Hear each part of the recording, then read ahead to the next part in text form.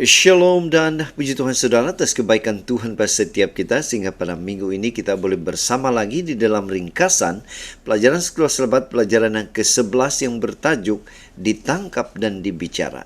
Untuk memulai pembelajaran kita, mari kita berdoa.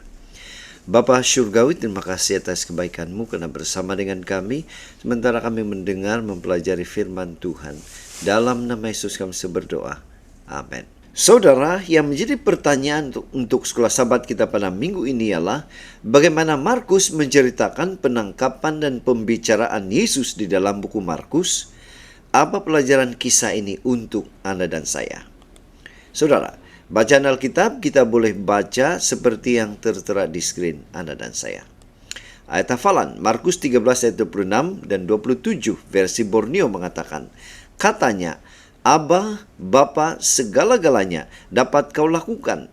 Edarkanlah cawan ini daripadaku. Namun demikian, bukanlah kehendakku, tetapi kehendakmu yang terlaksana.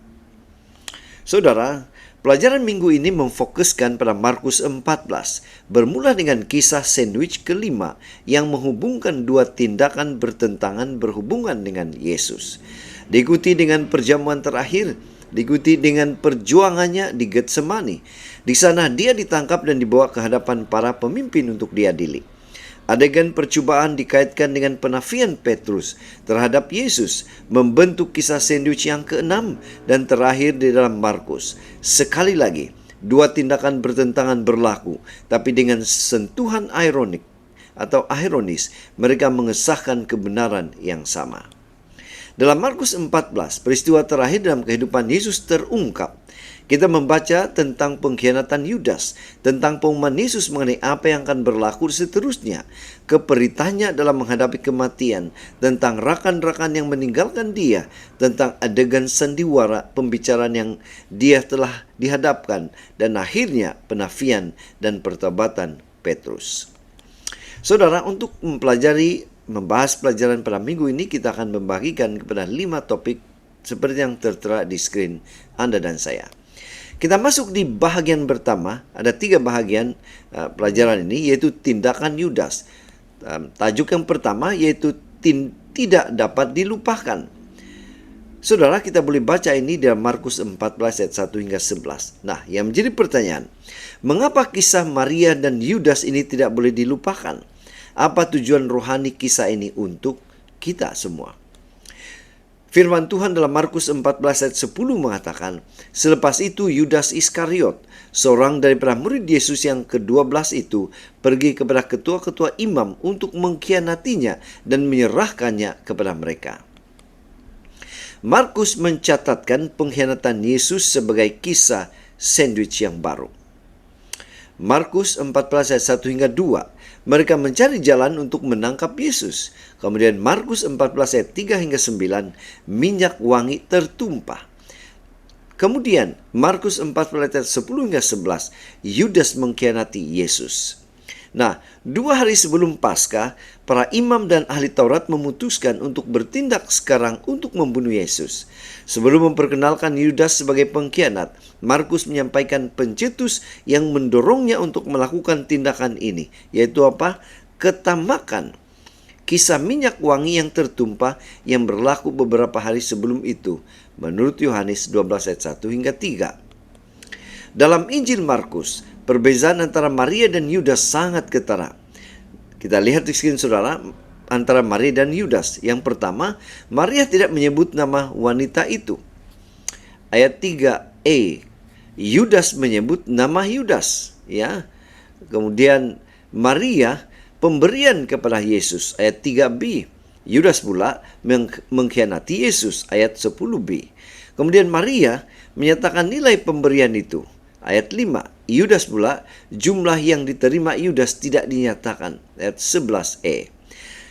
Maria, tindakannya akan diingat sebagai perbuatan baik, ayat 9. Yudas pula, kita semua mengingati tindakannya sebagai tindakannya yang jahat.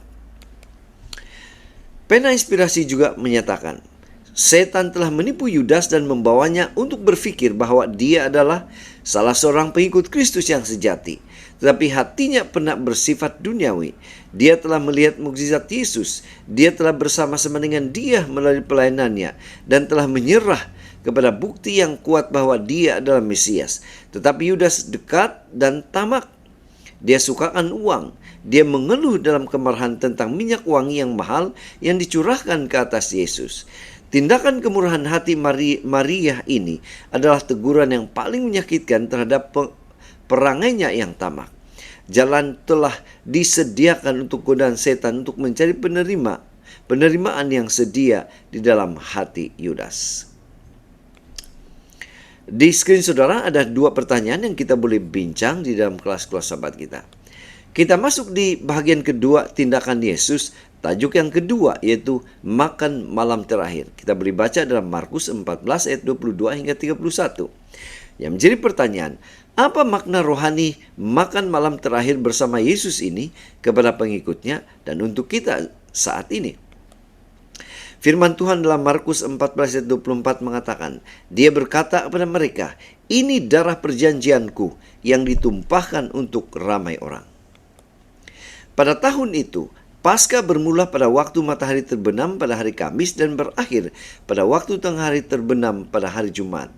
Ketika orang Yahudi makan anak domba Paskah yang dikorbankan pada siang hari. Lewat malam Kamis, Yesus bertemu dengan 12 muridnya di bilik atas. Pada masa itu, Dia memperkenalkan perjanjian baru, tubuh dan darah anak Allah domba yang dilambangkannya atau dilambangkan dalam roti dan anggur. Markus 14 ayat 22 hingga 25.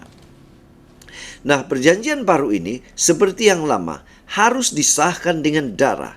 Keluaran 24, Ibrani 9, Markus 14. Nah, selepas menyanyikan pujian dan meninggalkan bilik itu, Yesus membuat 3 nubuatan yang menakjubkan. Yang pertama, Dia mengumumkan murid-muridnya yang akan melarikan diri. Markus 14, Zakaria 13 ayat 7. Yang kedua, Dia mengumumkan kebangkitannya. Markus 14 ayat 28. Kemudian, Dia mengumumkan 3 kali penafian oleh Petrus dalam Markus 14 ayat 29 hingga 31. Di screen saudara ada 2 pertanyaan yang kita boleh bincang di dalam kelas-kelas sahabat kita. Kita masuk di tajuk yang ketiga yaitu Getsemani. Markus 14 ayat 32 hingga 42. Apa yang berlaku di Getsemani? Apa makna rohani peristiwa yang berlaku di sana untuk pengikut Yesus? Firman Tuhan dalam Markus 14 ayat 36 mengatakan, katanya, Aba, Bapa, segala-galanya dapat kau lakukan. Edarkanlah cawan ini daripadaku. Namun demikian, bukanlah kehendakku, tetapi kehendakmu yang terlaksana. Saudara, setibanya di Getsemani, Yesus meninggalkan 8 rasul di pintu masuk, sementara Dia masuk ke taman dengan 3 rasul yang lain. Dia dengan sungguh-sungguh meminta ketiga-tiga mereka untuk berjaga-jaga bersamanya, untuk menguatkannya dalam saat-saat yang penuh tekanan ini. Markus 14 ayat 34. Jika mereka mematuhi perintah ini, mereka akan persiapkan untuk tetap setia dan tidak tergoda, seperti yang dialami oleh Petrus. Markus 14 ayat 37 hingga 38. Bagi dirinya, Yesus dalam kesedihan meminta Bapanya agar Dia dibebaskan dari penderitaan yang menantinya. Jawaban Tuhan adalah tidak. Karena kasihnya kepada anaknya, Dia boleh membebaskannya. Namun, karena kasihnya kepada kita, Dia membiarkan Yesus menderita dan mati untuk memberitakan kepada kita tentang keselamatan. Yohanes 3:16. Dan di screen saudara ada satu pertanyaan yang kita boleh bincang di dalam kelas-kelas sahabat kita. Kita masuk di tajuk yang seterusnya dalam topik atau pembahagian seterusnya, tindakan kawan dan musuh. Tajuk yang keempat, yaitu meninggalkan semua untuk melarikan diri dari Yesus. Markus 14 ayat 43 hingga 53. Nah, apa makna rohani peristiwa meninggalkan semua untuk melarikan diri dari Yesus ini penting untuk kita saat ini? Firman Tuhan Markus 14 ayat 50 mengatakan, ketika itu semua pengikut Yesus lari meninggalkan Dia. Pena Inspirasi juga menyatakan dalam The Desire of Ages halaman 716, Sungguh mengejutkan bahwa salah seorang sekutu terdekat Yesus mengkhianati dia kepada musuh-musuhnya. Injil tidak menjelaskan secara terperinci tentang motivasi Yudas, tapi Ellen G. White menuliskan, Yudas secara semula jadi mempunyai cinta yang kuat untuk uang, tapi dia tidak selalu cukup rasuah untuk melakukan perbuatan seperti itu. Dia telah memupuk semangat jahat ketamakan sehingga ia telah menjadi motif utama dalam hidupnya. Kasih Mamun melebihi kasih sayangnya kepada Kristus. Dengan menjadi hamba kepada satu maksiat, dia menyerahkan dirinya kepada setan untuk didorong ke arah mana-mana di dalam dosa. Saudara, dengan menyembunyikan pengkhianatannya di sebalik ciuman, Yudas mengkhianati Yesus. Dari saat itu, peristiwa berlaku dengan pantas. Pertama, sekumpulan orang menangkap Yesus, ayat 46. Petrus mempertahankan Yesus dan mencederakan seorang hamba. Kemudian ketiga, Yesus mengkritik cara dia ditangkap. Keempat, para rasul meninggalkan Yesus. Dan yang terakhir, seorang pemuda, yaitu mungkin Markus sendiri, nyaris ditangkap.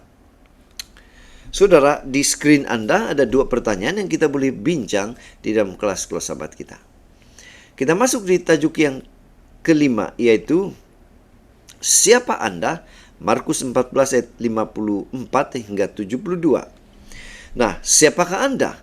Apakah pengajaran rohani yang kita boleh pelajari daripada tindakan-tindakan Yesus dan Petrus? Firman Tuhan dalam Markus 14 ayat 61. Yesus diam sahaja dan tidak mahu berkata sepatah pun. Sekali lagi imam agung bertanya kepadanya, kamukah penyelamat yang diutus oleh Allah? Anak Allah yang maha suci? Sekarang kita menemui kisah sandwich terakhir dalam Injil Markus, yaitu Petrus mendekati Yesus. Kemudian Yesus diadili. Kemudian Petrus menafikan Yesus. Nah, walaupun dengan saksi-saksi palsu, para imam ahli Taurat tidak dapat menemukan tuduhan yang jelas terhadap Yesus. Markus 14 ayat 55 hingga 59. Ketika berhadapan dengan Yesus yang berdiam diri, Kayafas mendesaknya untuk menyatakan sama ada dia adalah Mesias atau tidak. Markus 14 ayat 61. Dia yang meminta kita untuk mengaku dia di hadapan manusia tidak boleh gagal memberi kesaksian. Pada saat itu dia berkata, akulah aku. Markus 14 ayat Lukas 12 ayat 8. Kemarahan semua orang yang hadir dicurahkan ke atas Yesus. Sewaktu mereka mengejek dan memintanya untuk bernubuat, Yesus melihat bagaimana nubuatannya sedang digenapi pada saat itu. Lukas 22 ayat 61. Tanpa disedari, Petrus menjadi bukti bahwa Yesus memang Mesias. Sementara itu, Petrus menjalani ujiannya sendiri. Namun tidak seperti gurunya. Dia menafikan identitinya sebagai anak Tuhan. Markus 14 ayat 66 hingga 72. Semasa Yesus sedang diuji dan memberikan kesaksian yang setia, Petrus berada di luar memberikan laporan dusta. Ini adalah kisah sandwich yang ke-6 dan terakhir di dalam Markus. Dan di sini ironinya lebih jelas. Berikut adalah dua watak selari. Yesus dan Petrus melakukan tindakan yang bertentangan. Yesus memberikan kesaksian yang setia. Petrus memberikan kesaksian yang palsu. 3 kali Petrus disambar oleh seorang hamba atau orang yang melihat. Dan setiap kali dia menafikan pergaulan dengan Yesus, malah mengutuk dan bersumpah di dalam proses itu. Di screen Anda ada dua pertanyaan yang kita boleh bincang di dalam kelas-kelas sahabat kita. Yesus tidak menganggap surga sebagai tempat yang diinginkan sementara kita sedang hilang. Dia meninggalkan istana di surga untuk menjalani kehidupan yang penuh cercaan dan penghinaan serta kematian yang mengaibkan. Dia yang kaya dengan harta yang tidak ternilai di surga menjadi miskin agar melalui kemiskinannya itu kita menjadi kaya.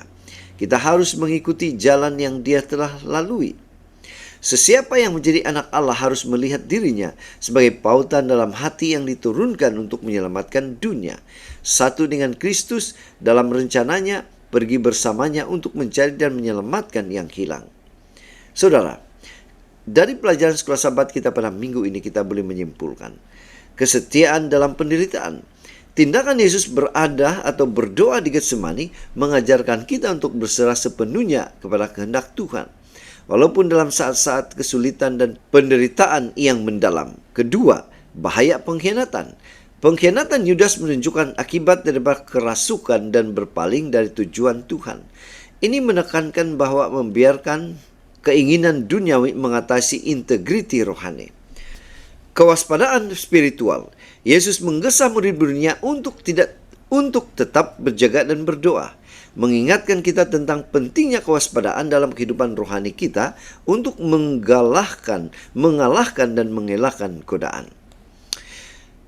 Kelemahan manusia dan pengampunan.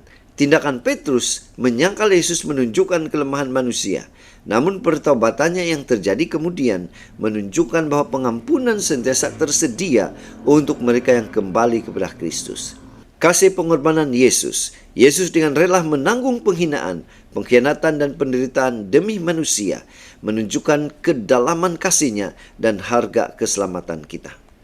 Jadi saudara, sekian saja ringkasan pelajaran sekolah Sabat kita pada minggu ini. Semoga ini boleh membantu kita di dalam mempelajari pelajaran sekolah Sabat kita pada minggu ini. Untuk mengakhirinya, mari kita berdoa. Bapa Surgawi, terima kasih karena menolong kami, memberikan kami hikmat sehingga kami mengerti pelajaran sekolah Sabat kami pada minggu ini. Di dalam nama Yesus kami berdoa. Amin.